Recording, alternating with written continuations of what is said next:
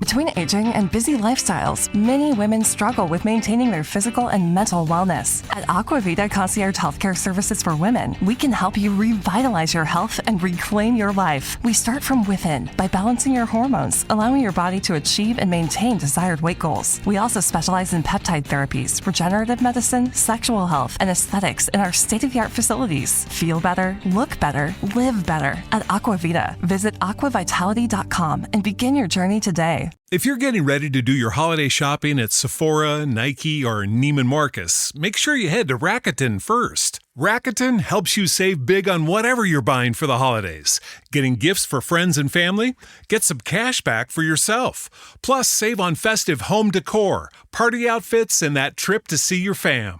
With Rakuten, you can earn cash back on top of the biggest sales of the season, so you get the most savings. And it's easy to use. Just start your shopping at Rakuten.com or use the Rakuten app, and you'll get your cash back payments through PayPal or check. Rakuten partners with over 3,700 stores. The stores pay Rakuten for sending them shoppers, and Rakuten shares the money with you as cash back. Join for free at Rakuten.com and get the Rakuten app. That's Rakuten.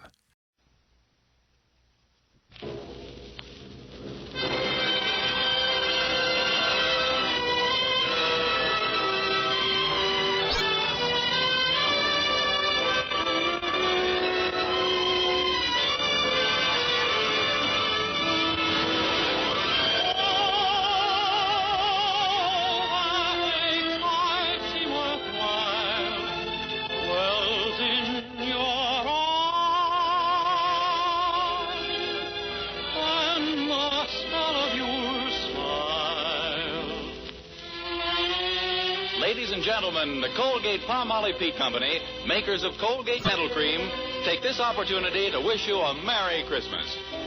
And now, Colgate Dental Cream presents the Dennis Day Show, written by Frank Galen, with Sharon Douglas, Dink Trout, Paula Winslow, Charles Dant and the orchestra, yours truly, Vern Smith, and starring our popular young singer in A Day in the Life of Dennis Day.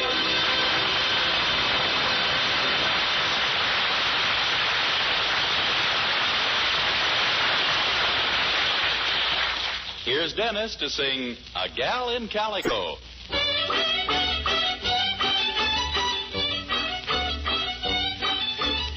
Met a gal in Calico way down in Santa Fe. I used to be her Sunday beau till I rode away. Do I want her? Do I want her love? Yes, sirree. Will I win her? Will I win her love? Wait and see. Working with the rodeo, go from town to town, see most every kind of gal, every kind of gown. But who made my heart sing? Yippee-I, yippee-oh, my little gal in calico. I'm gonna quit the rodeo, gonna settle down, buy a boat, a calico, for a wedding gown. Then will I fence her in? Yippee-I, yippee-oh, my little gal in calico.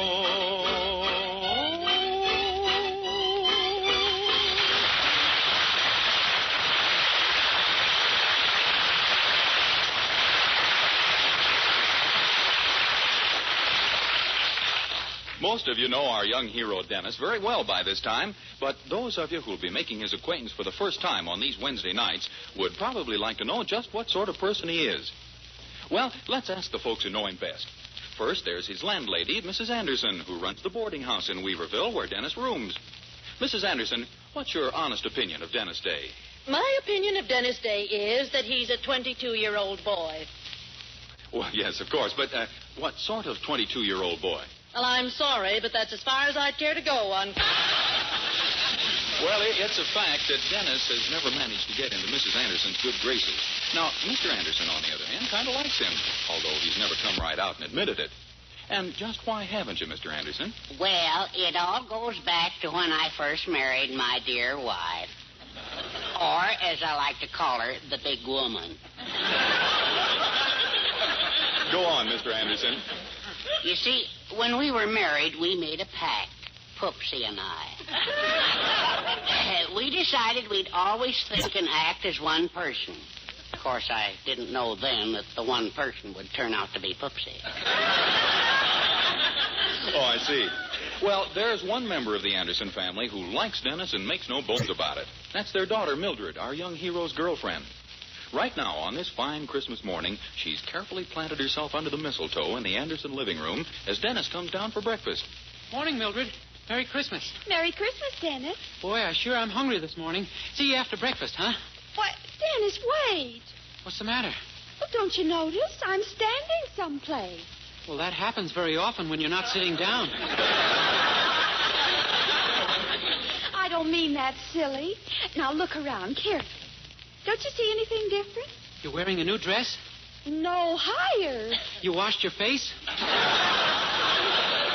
Dennis, what's over my head? Hair. I mean on the chandelier. Don't you see what's tied to it? A piece of mistletoe. Oh, I see now. Pretty, isn't it? Oh.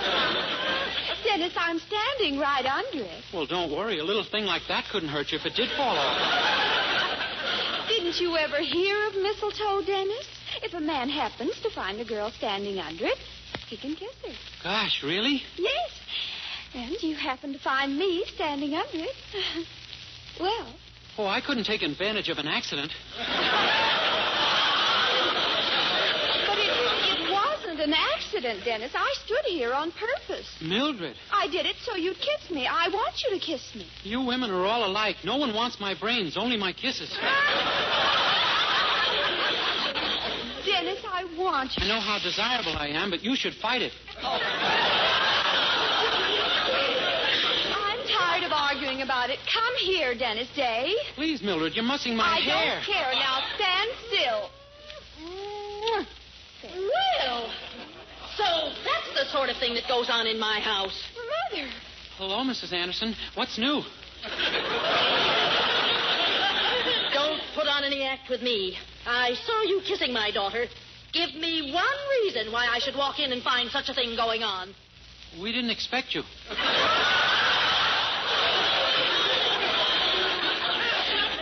Well, it was all my fault, Mother. Really, it was. You see, it's Christmas, and there was mistletoe, and I was standing under it, and... Well, anyway, it was only a little peck on the cheek. That's true, Mrs. Anderson, and I promise it won't happen again until we've been married for years. Married, indeed. Young man, you've been nothing but trouble to me since you began boarding here. I suggest that you look for another place to live as soon as you can. But, Mrs. Anderson... That's my last word on the subject. Gee, now I'm in a fine mess. Golly, I'm sorry, Dennis. You wouldn't have gotten in trouble if only I hadn't insisted on kissing you. Oh, that's all right. As a matter of fact, I kind of like being kissed. Oh, did you, Dennis? Yeah. I see now why so many people speak so well of it. Oh, gee, I hope Mother doesn't really make you move. No, it wouldn't be much of a Christmas if she did. Oh, dear, I nearly forgot with so many things going on. What? There's a little present for you inside, underneath the tree. From me. Gosh, thanks, Mildred. I hope you won't be too disappointed, but I didn't have enough money to buy you an expensive present this year. Oh, well, that's all right, Dennis. I'll be every bit as happy with a present that costs practically nothing. I didn't have enough to buy you one of those either. Oh, well, don't feel badly. I understand. Next year I'll be able to give you something real nice to make up for it after my invention is put on the market. Your invention? Yeah, I haven't told you because I wanted it to be a surprise. You see, one day last week, Mrs. Courtney came into the drugstore to get something for a terrible headache. So I made up a wet pack out of some stuff I found, and she put it on her head. And it cured her headache? No, it made her headache worse, but it curled her hair. Oh, my goodness. I haven't told a soul yet, but I think I've invented a permanent wave solution. It should be worth millions. Oh, I should say so. Have you tried it on anyone besides Mrs. Courtney? No, but Mr. Willoughby's police dog sat in some the other day. And what happened? Well, the part that barks is still police dog, but the part that wags is pure French poodle. Oh, Dennis, that's marvelous. I'm I'm improving it all the time. Why, just yesterday I put some powder from France I found in the place. Oh, golly, I've just had the most wonderful idea. What? My mother's got to know about this. Why, when she sees what you've got hold of, she'll never let you move out. Oh, she won't believe it's any good if I invented it. Oh, but that's just it. She's got to try some herself. But how are we going to get her to do that? Oh, look, she's in the next room. You go in and hint in a subtle way that she doesn't look quite as attractive for Christmas as she might. Her hair looks a little stringy. And then you show her your invention and ask her to try some on her head. Golly, I'll do it. I've got a jar of it right here in my pocket. Good. Oh, but you've got to be very diplomatic about telling her she could look more attractive. Here goes. Mrs. Anderson, Yes? you know, I was just thinking, you're pretty ugly today. I don't mean all over, just above your neck. How dare you talk to me like that? Mrs. Anderson, wait, you don't understand. What I meant is you're beautiful, only your hair kind of spoils it. My hair? Yeah, it's so straight. Why, if you had curly hair, you could look just like Lana Turner all over instead of just locally. Well, that's very sweet of you, Dennis. Oh, but my hair's always been straight. Even a permanent doesn't curl it. Well, I have some stuff right here that will, Mrs. Anderson. If you'll just put some on your head in 2 or 3 minutes, you'll be amazed. Well, if it's as good as all that, I certainly will try it. That's swell. Come out and show Mildred. Well, Oh, good morning, Mr. Anderson. Good morning, Dennis. My lover girl in there? Yes, but don't go in, Mr. Anderson. You're going to get a surprise in a minute. I am? Yeah. How would you like it if your wife suddenly became Lana Turner? Outside of Lana Turner suddenly becoming my wife, I can't think of anything nicer. Well, you just wait. You really think it'll work, Dennis? Oh, sure. And with that French powder I put in yesterday to make it smell nice, she'll just love it. Well, what kind of French powder was it? Oh, I don't know. Only the name of the maker was on the box. Some fellow named Plaster of Paris. Plaster of Paris? Oh, Dennis, no. I did something? Did something? Oh, we're finished forever. Mildred, what do you mean? Yes, what are you two talking about? Well, how do I look? Well, my head feels awfully peculiar. Oh, really, Mother? Yes. How do you like it, Herbert? Oh, very nice, Poopsie. That's the first sensible hat I've ever seen you wear. Hat? I'm not wearing a hat. You mean that's you? Well, certainly. This is my new hairdo. Don't you think you overdoed it? What do you mean? Get out of the way so I can see myself in the mirror. Why, I don't... Ah! Dennis, Dave! My hair! It's ruined! Listen to it. Oh, there's nothing to worry about, Mrs. Anderson. I'll have your head in fine shape as soon as I get hold of a hammer. Oh, a hammer? Yeah, that's the only way I can get that shiny white crust off your head. Fine thing. It was supposed to be Lana Turner and me. Now it's the egg and I. Oh, here, use this, Dennis. The fire tongs. Okay. Hold still, Mrs. Anderson. Oh. There, see? Dennis, Dave, I told you once today to leave this house as soon as you can. Well, I can't wait. You're leaving this instant. Mrs. Anderson, I was only trying to help. Get out of my sight. That's final. Come, Herbert. Gee, didn't turn out to be a very Merry Christmas, did it, Mildred? No, I'm afraid not. Oh, but don't worry, Dennis. We'll find some way to see each other. Gee, I hope so. Oh, well, Dennis, listen. Yeah, a bunch of kids singing carols. It'd be kind of nice to have them in, wouldn't it? Yes, it would. Open the door, Dennis. Let's have them in. Okay. Hey, fellas, come on in. Mrs. Anderson may have something for you. Okay, come on, guys. You better shake the snow off your shoes. Mrs. Anderson is very particular about her rugs. Come on in, boys. Yes, ma'am. Thank you, ma'am. Thank you, ma'am. Hey, what about that little fellow out there in the snow? Isn't he coming in? Nah, he don't sing with us. He just follows us around. Yeah, everywhere we go, he tags along. We can't get rid of him. He's a pest. Hey, fella, why don't you come up here on the porch? You'll catch cold out there. Come on up. Don't be afraid. What's your name? Cecil? Oh, your name is Cecil, huh? Yes, sir. Cecil. Well, come on up, Cecil. Yes, sir. See, you are catching cold. I'm not cold. You're not crying, are you? Yes, sir. You are? But this is Christmas. You shouldn't be crying on Christmas. Yes, sir. What are you crying about, Cecil? They won't let me sing with them. They won't let you sing with them. Why not? I got braces on my teeth. They say I don't sing good. Well, I don't believe it. I'll just bet that you're a real good singer. No, I'm not. I don't really sing good. You don't? No, sir, I don't sing good, but I like to sing anyway. I like to sing more than anything in the whole world. Sure you do. And that's what makes singing really important. To want to sing from the bottom of your heart, whether you can really sing or not. It is? It certainly is. You know, once upon a time, there was a little boy just like you. Well, this little boy wanted to sing more than anything else in the whole world. Honest? Uh-huh. And one night he had a vision. And the vision told him never to stop singing, because someday he would sing for the king. What's a vision? A vision? Oh, a vision is something like a dream, I think. Well, this little boy... What was his name? His name? Oh, I don't know what his name was. You see, it was a very long time ago. How long ago? Oh, a long, long time ago. Did he sing over the radio? No, this was long before radios and phonographs and moving pictures. Before Jack Benny? Yes, even before that. Gosh. It was a long, long time ago in a land far, far away. The little boy came from a very poor family. Though his father and mother worked hard, they could barely buy enough bread to eat. The boy had no shoes to wear, and his clothes were ragged and torn. But he didn't care, for he was happy. He had a song in his heart. Life is fair on a summer's day. Sweet the western wind is blowing. La, la, la, la, la, la, la.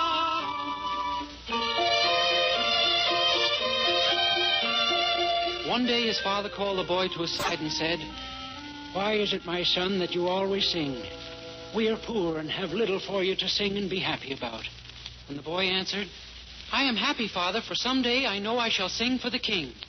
And his father said, "That foolish vision of yours. You must forget such nonsense, for a poor ragged boy like you will never sing for the king." And the boy said, "Told me so. It was so clear to me, Father. A voice spoke to me and said that I had been chosen to sing for the king." The boy's father was sorely troubled. He shook his head sadly and sighed. "My son, you must put such idle dreams out of your head. For tomorrow you shall start to work for the rich landowner who lives on the hill." "Gladly, Father, and I shall sing as I work, for someday my song will be heard by the king." The boy's father returned to his work, knowing that his words could not shake his son's faith in his vision, with his tattered clothes flapping in the breeze, and his shoeless feet kicking up the dust. The dust rose and danced with the sunbeams, leaving a happy trail behind the boy as he sang. Life is fair on a summer's day. Sweet the western wind is blowing. La, la, la, la, la, la. And so the boy went to work for the rich landowner. He tended to the flocks of sheep and to the goats. At dusk, when the boy would drive the flocks home from the meadows, the hooves of the animals would make a gentle sound on the road. And with this as music, the boy would sing. Life is fair on a summer's day. Sweet the western wind is blowing. La, la, la, la, la, la, la. One day, not long after, the landowner called the boy to him and said, "Hearken to me, boy. I pay you to care for my flocks, not to fill the air with your incessant song." "I'm sorry, master. I meant to bother no one with my singing. The sheep and the goats don't mind." "I am neither a sheep or a goat, so I mind." "You see, master, I must sing, for someday my song will be heard by the king." "Ah, you're mad, boy. Yea, mad and also stupid. Sing for the king. Be gone with you. Be gone with you." "But, master, I shall sing for the king. You will see." And so it came to pass that the boy, laughed at and ridiculed by all who knew him, left and went to the great city to sing for the king. Never had the boy seen such a city. Great buildings lined the streets. and the greatest of all was the palace of the king. There were many steps that led up to the palace gates, and the gates themselves were as tall as a tree. He felt very small and afraid as he ascended the steps. He would have run away, but he kept thinking of his vision. With this to give him strength, he was no longer afraid. He climbed, and finally, tired and out of breath, he reached the uppermost step. Smoothing down his ragged garments, he approached the gates. And hesitantly, he knocked upon them. He waited breathlessly as the gates slowly opened.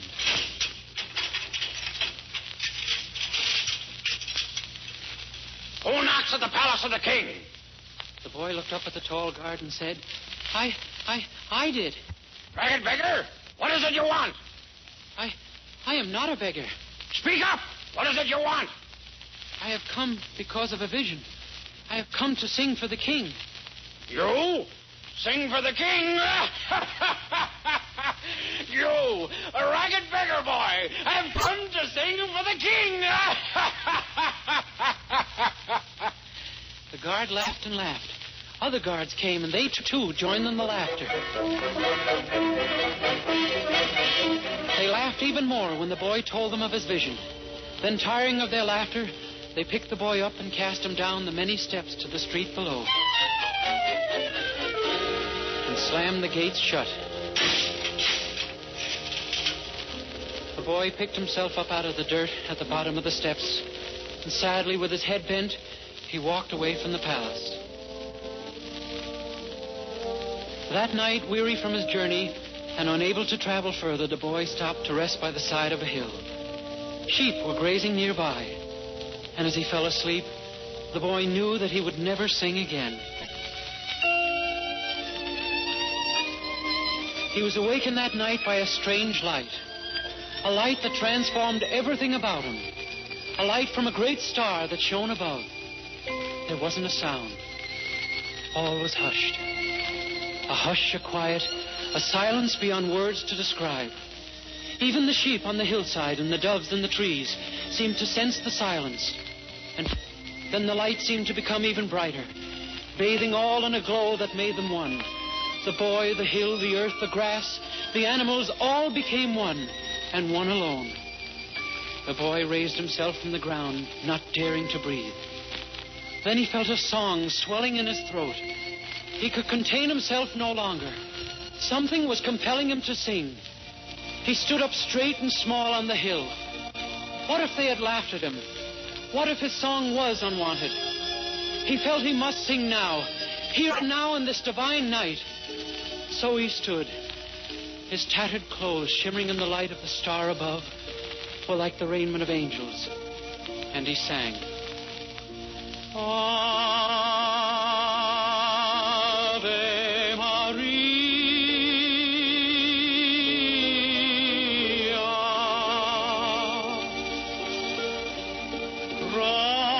gratia plena, Maria, gratia plena,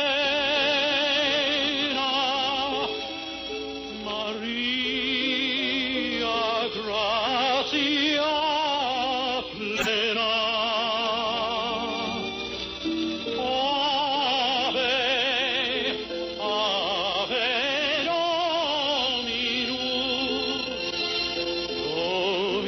Dominus tecum, benedicta tu in mulieribus, et benedictus,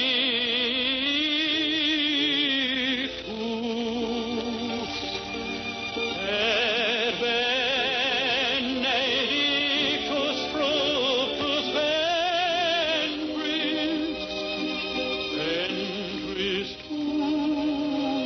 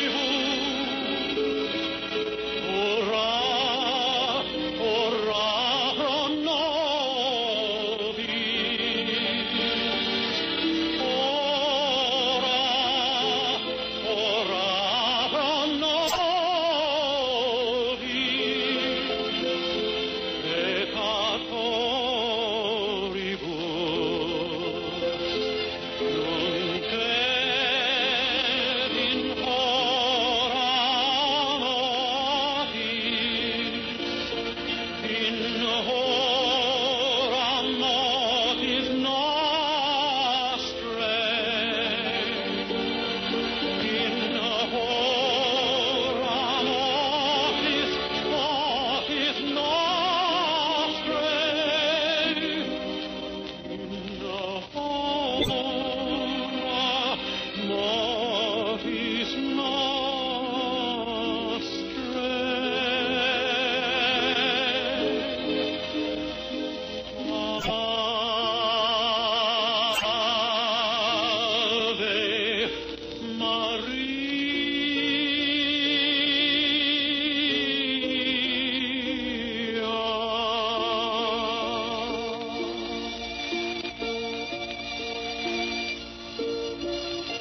And when he finished his song, the boy saw a man coming up the hill toward him.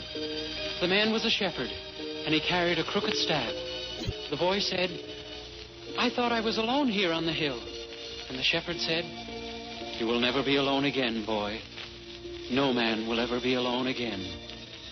And then the shepherd turned and pointed down the hill.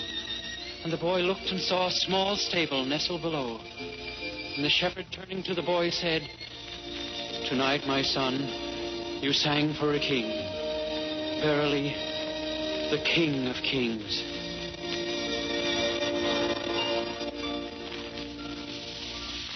And so you see, Cecil, if your heart is full of song, you must sing. Oh, I didn't know you folks were listening. It was a lovely story, Dennis. It was beautiful, Dennis. Yes, it was. Yes, it was a very nice story. And I'm sorry I got so angry with you. I hope you forgive me, Dennis. Oh, sure. That's all right, Mrs. Anderson. Cecil, would you like to sing with us? Can I? Oh, gosh, I'd love to sing with you. I'd love to sing with you. Will you let me, honest? Will you let me sing with you? Sure. How about we all sing together?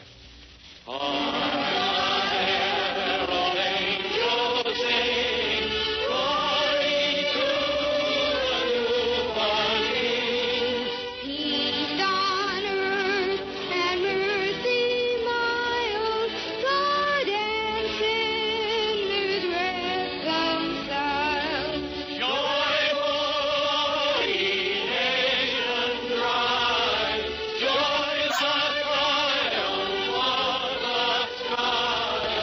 With the angelic host proclaim, Christ is born in Bethlehem.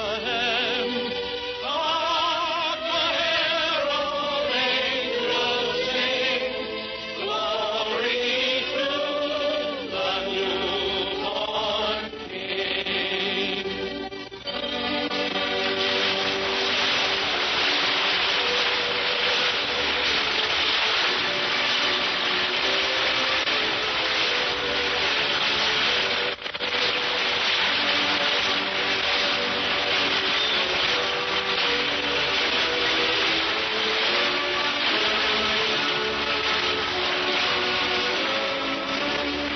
The Colgate-Palmolive Peat Company, makers of Colgate Dental Cream, hopes you've enjoyed a very pleasant Christmas and sends to every one of you best wishes for the new year.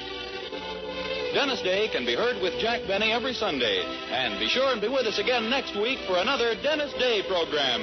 More songs, more adventures in the life of our star, Dennis Day.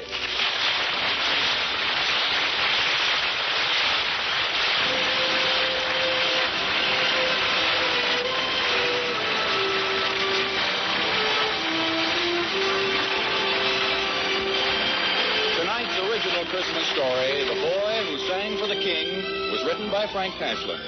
Bobby Driscoll, who played the part of Cecil, appeared through the courtesy of Walt Disney and can be seen in the Technicolor picture Song of the South. All the other parts in the Christmas story were played by Dennis, of course. The special musical background was by Charles Dant. This is Vern Smith speaking.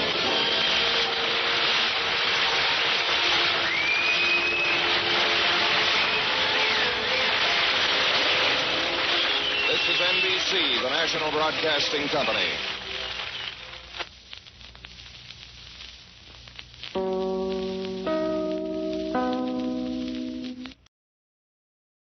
Hey, guys, it is Ryan. I'm not sure if you know this about me, but I'm a bit of a fun fanatic when I can. I like to work, but I like fun, too. It's a thing. And now the truth is out there. I can tell you about my favorite place to have fun, Chumba Casino. They have hundreds of social casino-style games to choose from with new games released each week. You can play for free anytime, anywhere, and each day brings a new chance to collect daily bonuses. So join me in the fun. Sign up now at ChumbaCasino.com. No purchase necessary. VGW Group. Void where prohibited by law. See terms and conditions. 18+. Okay, round two. Name something that's not boring. A laundry? Ooh, a book club. Computer solitaire, huh? Ah, sorry. We were looking for Chumba Casino. That's right. ChumbaCasino.com has over 100 casino-style games. Join today and play for free for your chance to redeem some serious prizes. ChumbaCasino.com. No purchase necessary. Void where prohibited by law. 18+. Terms and conditions apply. See website for details.